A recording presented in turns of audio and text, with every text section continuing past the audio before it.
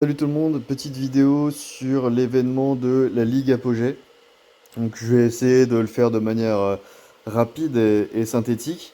Donc dans l'ordre, quand ça commence, vous devez inscrire vos équipes. Donc vous devez en avoir obligatoirement une de guerrier, une d'archer et une de cavalier. Et vous allez choisir vos dinosaures de cette manière.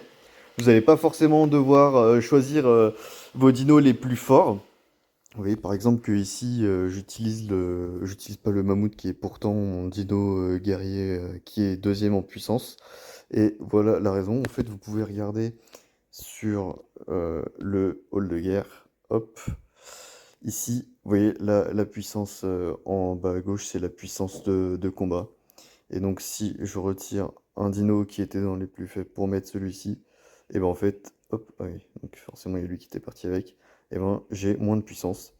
Donc, ça veut dire que la première solution, celle que j'ai mis donc là, c'est la plus puissante. Et en fait, bah, vous faites la même chose pour tous vos dinos. Donc, bah, pour mes deux autres équipes, la question se posait pas parce que niveau étoile et tout, il y avait pas de débat. Donc, vous mettez vos trois équipes comme ça. Et ensuite, vous partez pour une journée complète avec 10 combats contre différents joueurs. Et vous perdez, si jamais vous perdez 3 combats, vous serez éliminé. Donc vous avez les rapports de bataille ici hein, au cours de la journée. Et en fait, un truc qui est intéressant, c'est que vous allez affronter donc des joueurs qui utilisent aussi 3 équipes. Et la marge de manœuvre que vous allez avoir, au-delà du fait que bah il y a la puissance forcément du joueur qui va rentrer en compte, c'est que vous pouvez modifier l'ordre de l'équipe. Alors pourquoi faire ça? Parce que vous le savez certainement, les guerriers sont forts contre les archers sont forts contre et les cavaliers sont forts contre les guerriers. Et en fait, la formation plus ou moins standard, c'est ce que j'ai mis là, c'est guerrier, archer, cavalier dans l'ordre de haut en bas. Et en fait, quand vous allez affronter des joueurs plus ou moins du même niveau que vous, en fait, vous allez pouvoir changer l'ordre de vos équipes. Par exemple, en fait, vous dites, ok, le joueur en face de moi, il va pas faire gaffe, il va pas regarder, il va pas changer l'ordre de ses équipes. Et ben tac, vous faites ça avec les flèches que vous avez sur le côté en haut. Et en fait, vous vous retrouvez avec des guerriers, des cavaliers en 1 qui vont affronter les guerriers de la personne qui n'a pas bougé, des guerriers en 2 qui vont affronter les archers de cette personne qui n'a pas bougé, et enfin des archers contre les cavaliers. Et ça augmente grandement les chances de gagner les combats, en sachant qu'il faut gagner 2-1 minimum pour gagner le combat global, et que vous avez plus de points si jamais vous mettez un 3-0.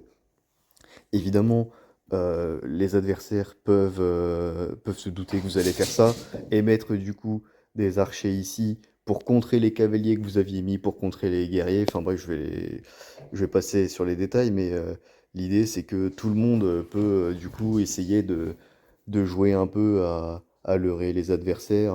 On ne sait pas la formation que met l'adversaire, donc en général, mettre cavalier en haut, guerrier en 2 et archer en 3, ça fonctionne bien.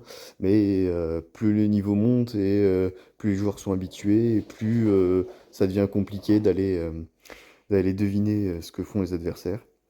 Et enfin, du coup, à la fin, vous allez avoir le classement de votre serveur et les 4 premiers joueurs vont aller en finale. Donc là, pour l'instant, elle n'est pas disponible, elle sera disponible demain matin.